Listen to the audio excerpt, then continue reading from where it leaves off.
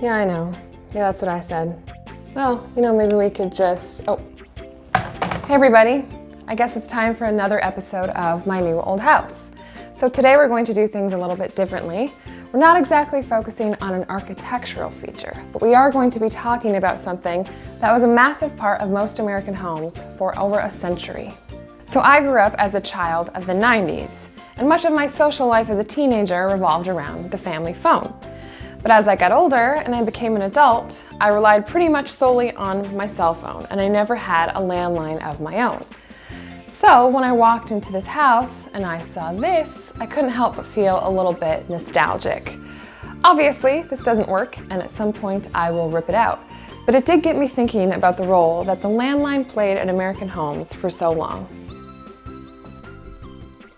As most of us know, credit for the invention of the telephone largely goes to a man by the name of Alexander Graham Bell in 1876. However, as with most historic events, it wasn't quite that simple, and plenty of other inventors and scientists played a role. Even though it really was a game changer in the world of human communication, it took some time to catch on. At first, telephones were new and a bit too fancy for the everyday American. In fact, Alexander Graham Bell began promoting his new creation by demonstrating it to Queen Victoria, who was quite impressed with the device. Quote, "The Queen would like, if there is no reason against it, to purchase the two instruments which are still here, with the wires attached. Perhaps you should be so kind as to let me know the sum due should be paid." End quote. In the early days, installing a telephone was no easy task. Telephone wires were not ubiquitous and had to be installed along with the telephone itself. And at the beginning, with very few people owning a telephone, who were you going to call? In the 1920s, telephone companies began to offer to pre-wire new home constructions. From that point on, new houses, for the most part, came equipped with telephone wires and even a telephone niche. And if you didn't have a telephone niche built into your home, well, you could just order one from the Sears catalog or Montgomery Ward. What better way to cover up all those unsightly wires? Some of these telephone nooks in the early 20th century homes even came with little fold-out seats for those longer, more in-depth conversations. The Bell Telephone Company, named, of course, for Alexander Graham Bell, was able to saturate the telephone market and largely control the early boom years of the telephone business.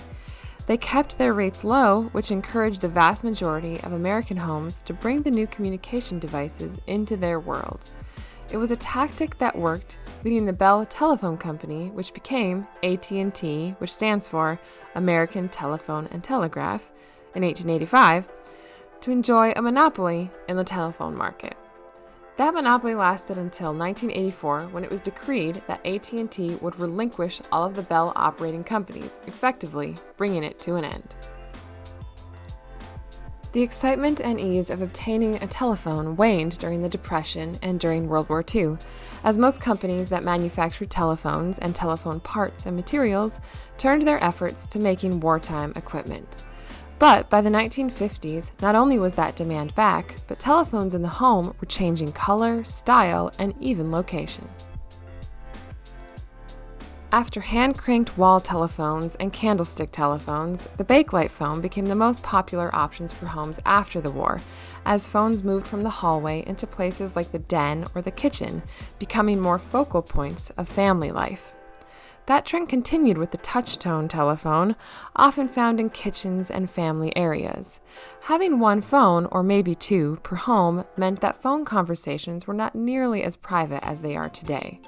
If you were a teenager in the 70s, 80s, or 90s, and your friend or your crush gave you a call, they had to speak to your mother or your father or a teasing sibling before they could ask to speak to you.